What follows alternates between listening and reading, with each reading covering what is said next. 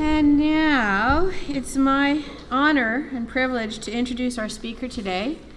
This lady is my sponsee sister and somebody that I can be totally my authentic self with. And if you guys know what that means, it's really freeing. Ladies and gentlemen, Kathy O.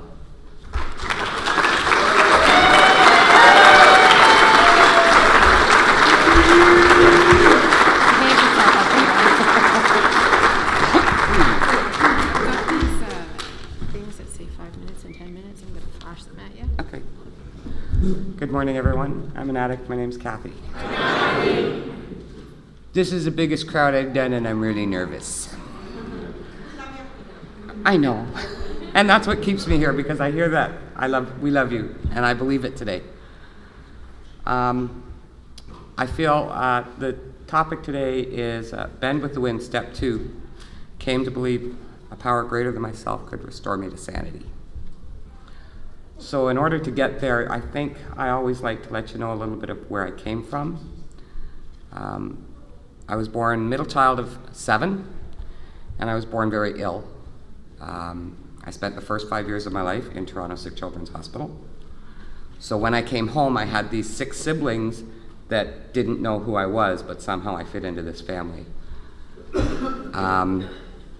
Part of my illness required me to not be anywhere near cut grass, paint, dust, dog and cat dander, and I was actually allergic to my own hair, so I had no hair. So I was really weird, and every time something happened in this big house with a family of 9, Kathy was sent to grandma's. So I was never part of the family. That's where that started. Go to school, everything, finally get allowed to go to school, which was weird in itself, and find out I'm allergic to the varnish on the desk, so my desk gets all sanded down, gets put in the corner of the room, and nobody's allowed to come to my desk for fear they'll transfer the varnish, because the skin would literally fall off my arms. Again, I'm not part of. I can't do gym. I'll age myself a little bit. I went to school back in the days where in September you went and you saw the school dentist and you saw the school nurse. I didn't have to do that. On those days, I had to sit in the office. I wasn't, for the first 2 years, allowed out for recess. I had to stay in, no running around for Kathy. So again, I'm not part of. I'm very isolated. Somehow I managed to get through life that way. I also have 6 sisters that are blonde, fair, and they all have blue eyes. This is not my natural color hair. My natural color hair is black, jet black. Go figure. I don't fit in. That's how I grew up. I also grew up, my sisters are very girly girl, for lack of a better term. They were all about makeup and dress and hair, and I'm like, give me my shorts and my runners, I'm going down to play baseball. Girls don't play baseball. I want to bet? Okay, I'm going swimming. Bye. If anyone's from Toronto, the Donald Somerville pool, the 10-meter board, that's my favorite. I dive off of it. Girls aren't supposed to do that back then, but I do anyway.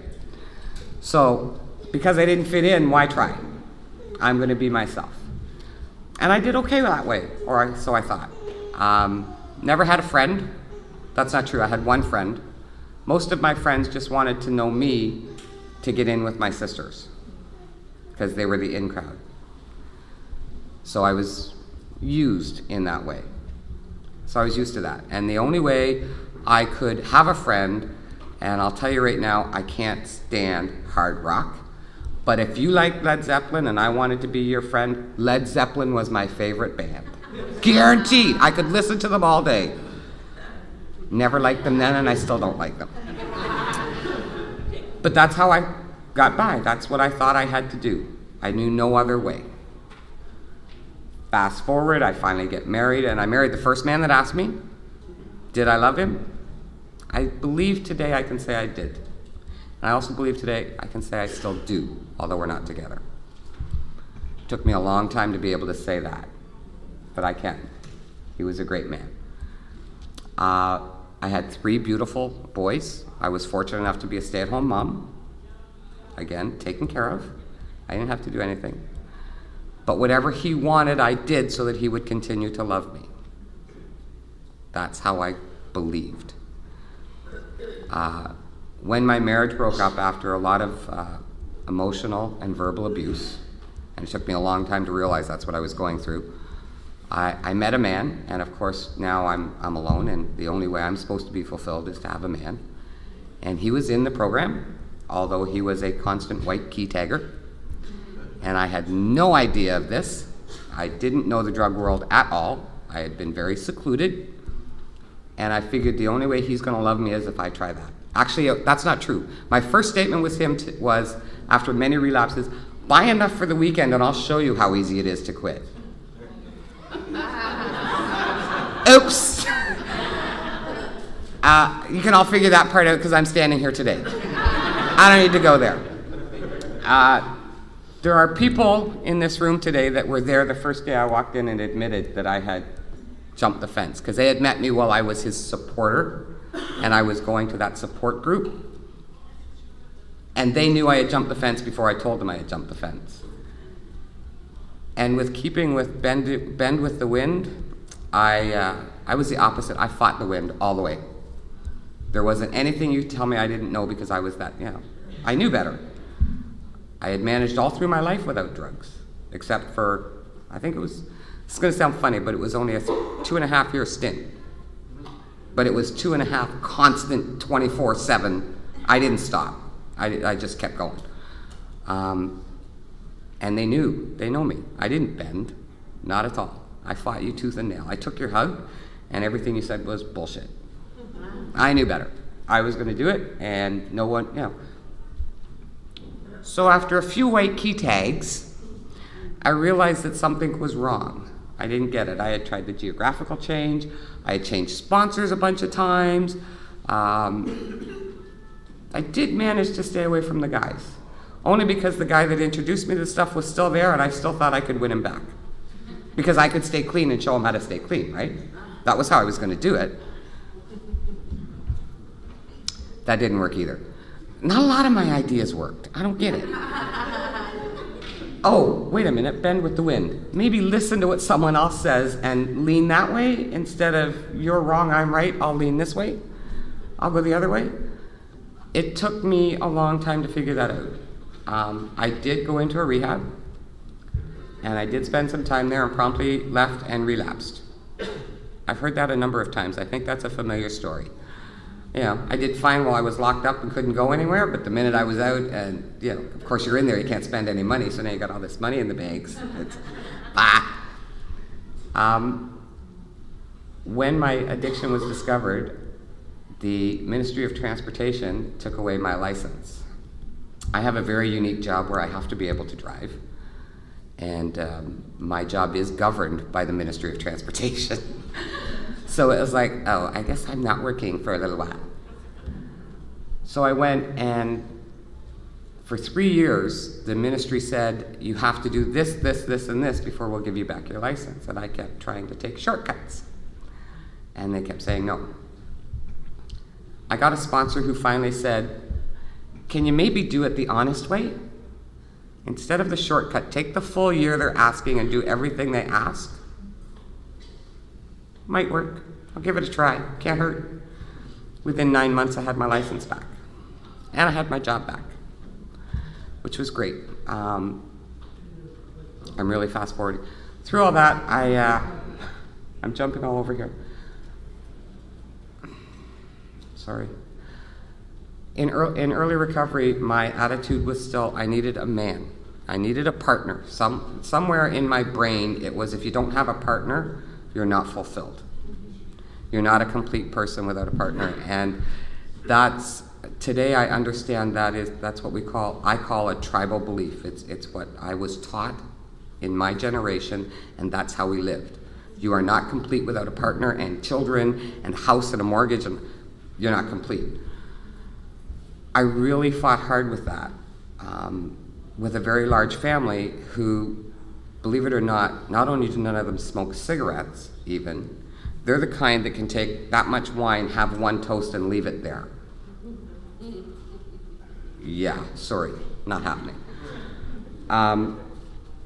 So they all believe the same, and they all have those lifetime marriages. My eldest sister is about to celebrate her 40th wedding anniversary. And I'm like, I got divorced. And then I got into drugs. And then I lost my job. Like, I was, again, the black sheep. And they couldn't understand it. And there was a time I'll never forget. I'm laying on the couch, my son's nearby, one of my grown sons, they're all adults, and I'm doubled up in pain wanting to use. You all know what that is. My sister happened in and she said, just don't think about it.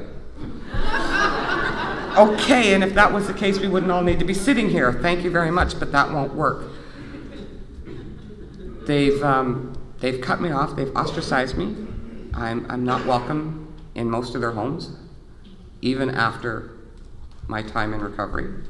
And it hasn't been too short of a time. I could understand the first 5 years, maybe, but now it still hurts. And that was one of my biggest things, getting over the hurt. And every time someone hurt me, instead of bending with the wind and instead of turning to a higher power, I would fight it. I would fight back. And I'd play into them. You're going to hurt me, I'm going to hurt you back. You watch how fast I can do that. What helped me was finding a higher power. And that took a lot of special time. In my house, we were brought up Christian. And keep in mind, this is my story and my opinion. For me, God was a punishing man. And if I did anything wrong, I was going to be punished. And I didn't want to be punished anymore. So you know what? You take your God and you put him where the sun don't shine, because I don't want any part of it. And I struggled with that when I heard that second step. Came to believe that a higher power could restore me to sanity. Yeah, by beating the crap out of me or punishing me, and I didn't want any part of it. And I was very fortunate that these rooms have such a vast expanse of spiritual beliefs and individual higher powers, that I was able to connect with someone who believed, who had something I could believe in. And I hear a lot of people say I borrowed it. I didn't borrow it, I took it. I took it and I claimed it, and we can share it. I have a higher power. I pray to that higher power. And once I started, and it wasn't easy. It was very small steps. The first one was there was a meeting of a group of like-minded people, and we were going to get together for a weekend to do some healing. And I thought, well, I can't afford it. I don't have a car. Early in recovery, I can't go. And he said to me, just have faith. Just believe that if you're meant to be there, you'll be there. And a ride suddenly appeared. The person hosting the event agreed to let me come for free. I was not scheduled for work that weekend because I did by then have a part-time job. And the schedule cleared and I was not scheduled.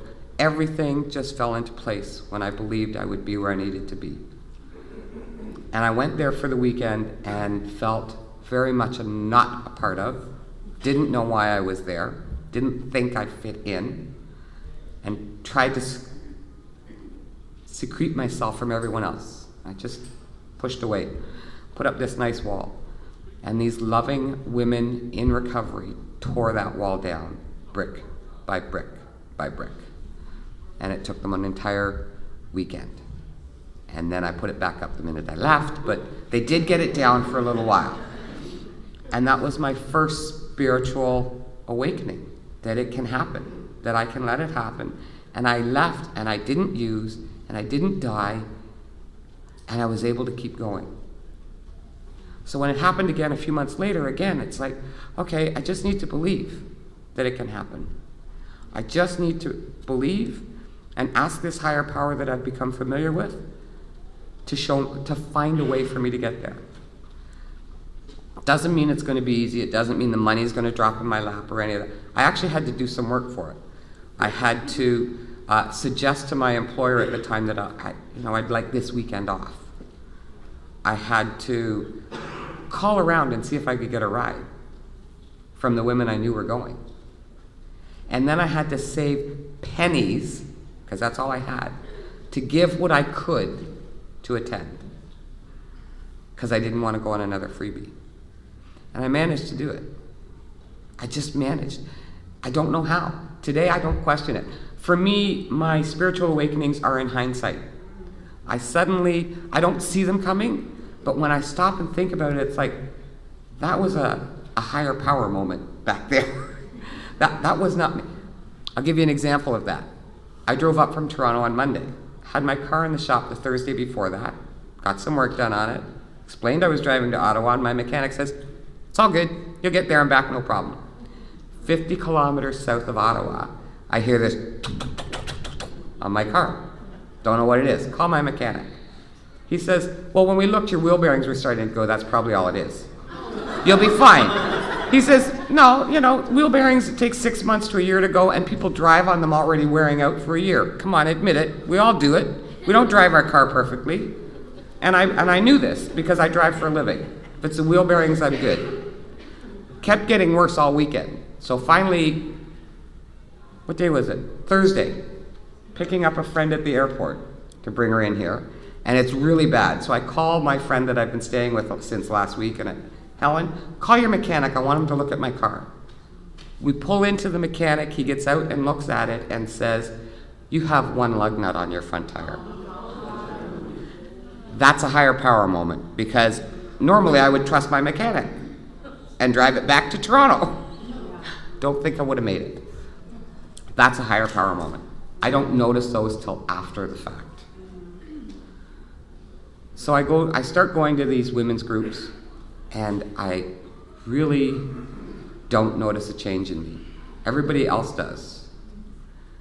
And I'm starting to listen more. Restore me to sanity. Okay, I need to stop being ugly about my childhood. I need to stop being angry about the way I was treated. But I don't know how. So I talked to my sponsor, I talked to my sponsee sisters, and I prayed. And it took me months to figure it out. I need to accept that they are the way they are, and it's not me. And that was a hard one.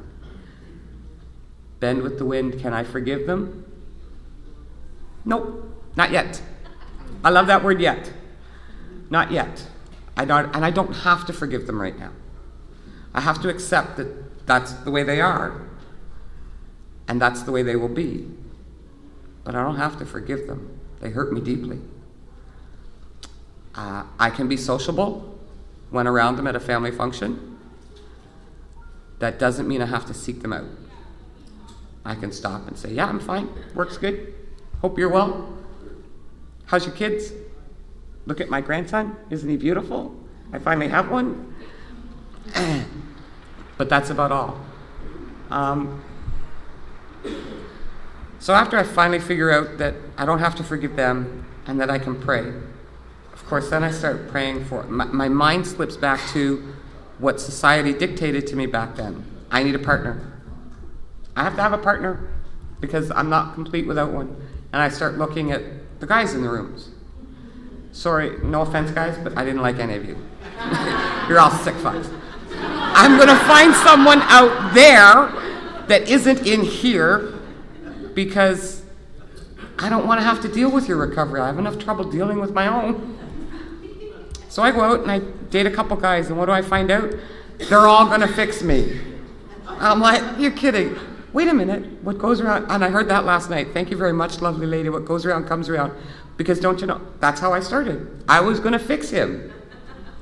They're all going to fix me. I'm kidding, I dated one guy, he lived in Trenton, and he had a rehab set out for me. I'm 3 years clean. He's got a rehab picked out for me. He's got a social worker. And I'm like, yeah, okay, see you, bye. Don't need that. And then it dawned on me, and I don't need a man. I don't need a partner. And I heard that last night, and that resonated with me. Maybe my higher power's plan for me is to stay single. I don't think I've been single. Let me see, I got married when I was 19, got divorced when I was, never mind. And I'm 57 today, and I think I've been single for 5 years. Something like that. I'm looking to my old sponsor because she was the one that told me that I needed to do this for a year, and it just kind of carried on. you know, I've dated off and on, but I'm not looking for a partner. And today I can say, I'm okay with that. I'm okay. I like it. Good things happen to those that do good things. That doesn't mean I'm an angel. Trust me, you don't want to have to go to work with me because you really won't like me. I'm senior management, and I get really bossy and pushy and pretty freaking ugly. I play on highways, so when my guys go out there, it's dangerous. And if you start screwing around, I'm going to lose it on you, because not only might you die, but the car coming down the highway might kill somebody too. So I don't take things lightly out there. So I'm still that nasty, hardcore person when I'm at work. I try not to be that way with my friends. I'm looking at people who hang with me in those circles, and yeah, sometimes I still am. Especially if I'm treasurer of a convention and you ask me for money that you don't need, you ain't getting it. I'm really, really a stickler. OCD, near OCD on that kind of stuff. But I'm learning. And I'm learning because I keep coming. And I'm learning because I keep doing. And I keep doing that type of service because it teaches me that I have to bend. It's not all black and white. Although our basic text is all black and white, I can still find the gray. And I'm sure everybody else can. So I try to define where the gray is the right way. And I try to concede. I don't like to do that. I'm right, you're wrong, I'm the boss. But I have to learn that I'm not. I'm not in charge. So I do that kind of service. And you know, some of you have seen me at convention committees. Those committees are the hardest committees to sit on. We get into some real good ones. Please come and join us at a convention. In the end, it's the best feeling ever. But there are times when we sit there and we just want to throttle each other. It gets intense. But I challenge myself to do that, because that's me learning how to bend and learning that my higher power will restore me to sanity. Because there's many times I have to say, I'm going out for a cigarette and I need a prayer because I'm going to kill somebody. That's what this program taught me, to stop. It's okay for me to be human. It's okay for me to lose my temper, and it's okay for me to be rigid. It's not okay for me to say, I'm staying this way. I can stop, say a prayer, and come back relaxed and calm and try to find a logical reason why it should go the way I suggested. And it doesn't all, okay. Thanks, Sarah. It's my sponsee sister who also works conventions with me, and she knows that that doesn't work, because a lot of times I'll come back and I lose anyway. But I can accept that today. That's growth. I can accept, okay, I was wrong. And I could admit it. I've had a lot of challenges in recovery. And a lot of times I do have to bend. I'm going through something at work now that is recovery related. And I have to, it's not recovery related, but thank God for my recovery that I can relate it to my job. There we go. I'm about to step up to a position where instead of overseeing 10 or 12 guys, it's going to be 100. And I use the word guys because this is cute. I'm the only female in this industry. That's pretty awesome, and I'm very proud of that. I say it a lot. I'm very proud of it. I'm the only female in my industry, supervisor anyway. And I'm about to step it up and become a lead trainer in the field.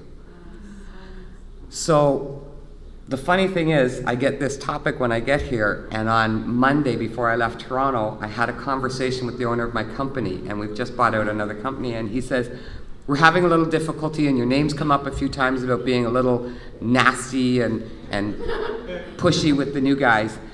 And he says, so I need you to work on this. And he's talking away, and he's trying to come up with a word. He needs me to be more sensitive, more agreeable. And I said, you mean you want me to be more likable? He says, that's the word. I'm like, so again, thank you to the 12 steps. I can stop. I actually was able to stop while he was talking, and I heard that.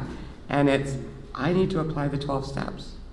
I need to be understanding that they are where they are, and they were taught their way, and that doesn't mean it's our company way, and I need to ingrain myself in there to be able to teach them.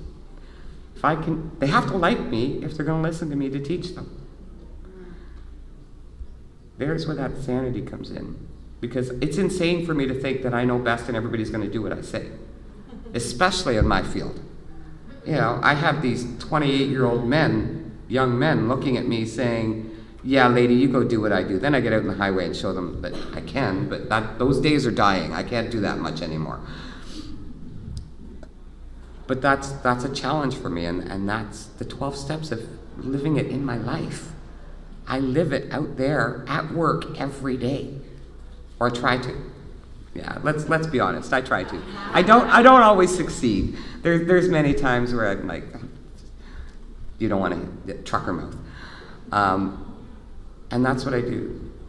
You know, and again, patience, and learning to just be me and just accept where I'm at, and knowing that things will work out fine. I have to share what's happened in the past week, and it's, 2 weeks. I will turn 58 in December, and for the first time in my life, Saturday, just gone, I moved into an apartment all by myself. There was no one else in the apartment building. Well, apartment, it's a whole building. It's not a basement. It's not shared. It's all mine. And I don't have any kids, and I don't have any partner. It's just me. I don't see a lot of people cheering at that. You wait, because it's really freeing. It's really freaking freeing. It was so cool Sunday night at 11:30 at night, because I've always been in a basement or a shared apartment. At 11:30 at night, I'm in my kitchen banging pots around doing a baked lasagna. Yes! And you don't want to know, well, I did have clothes on because it's hot. But I didn't have to worry about waking anybody up or disturb. Wow. Patience and waiting and having faith that when the time is right, my higher power will give it to me. And now that I think of it, the time is right, because there was just 2 years ago, if I had been on my own, I would have been in trouble. Actually, go back farther than that.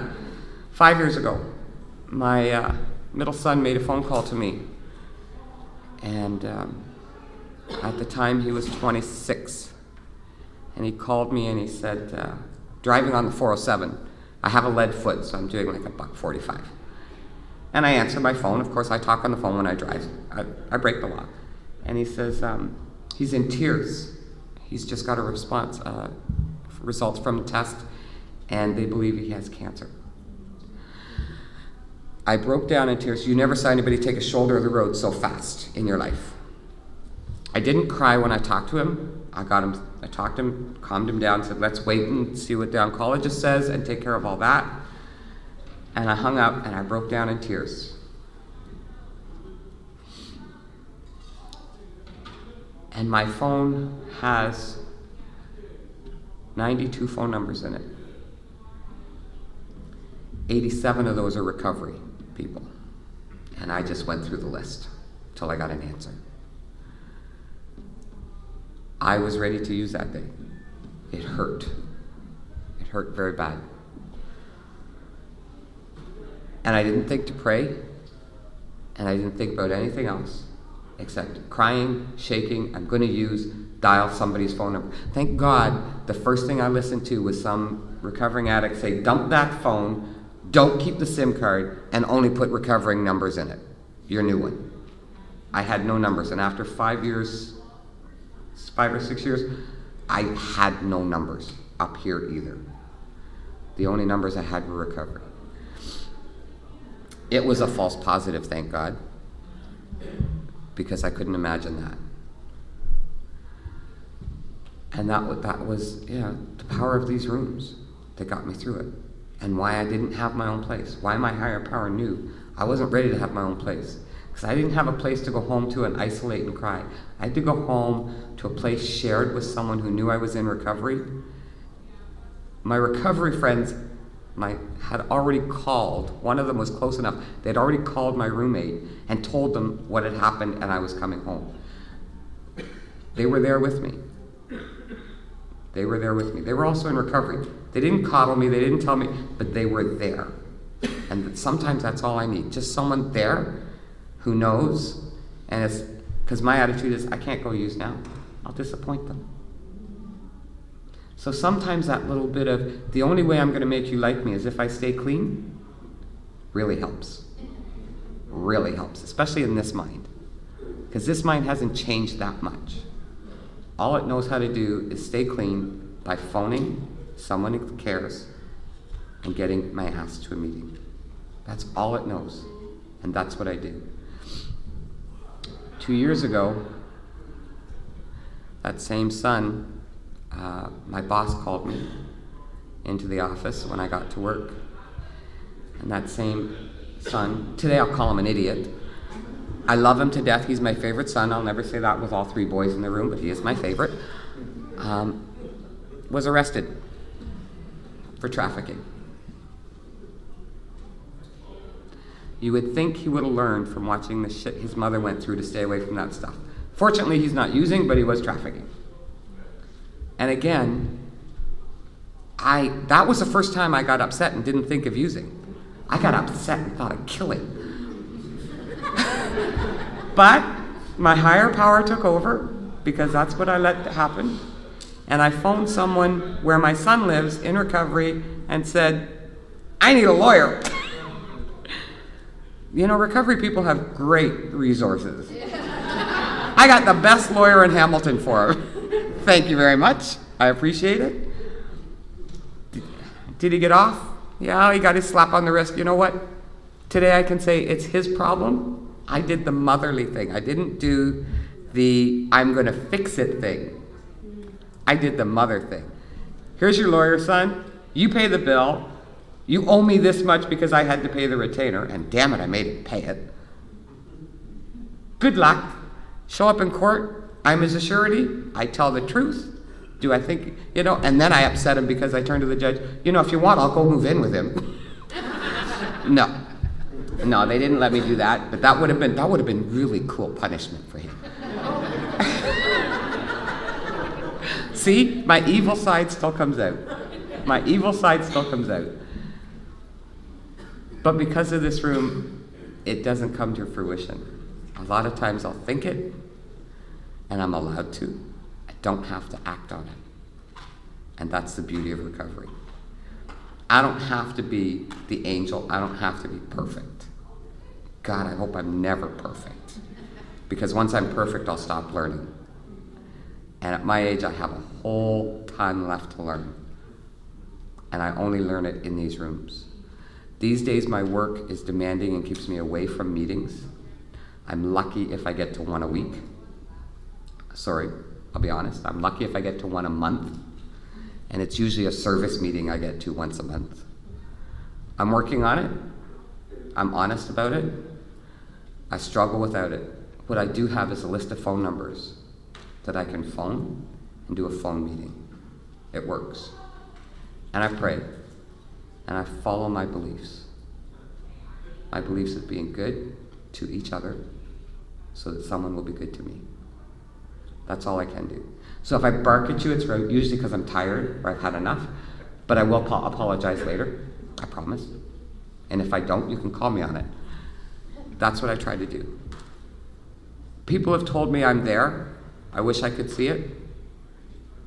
In all honesty, the low self-esteem is still there, and I don't see it. I'm seeing little bits of it, thanks to those that remind me it's there. Hope you got something from what I shared. Hope you could relate to a little bit. And if not, keep going to meetings, because you will hear something that will save your life. It did for me. Thank you very much.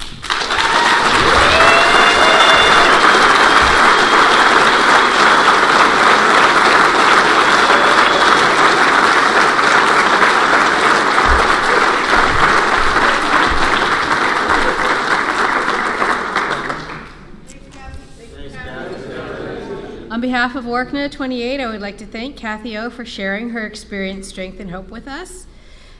And it was awesome. Please join us in a circle to close the meeting with the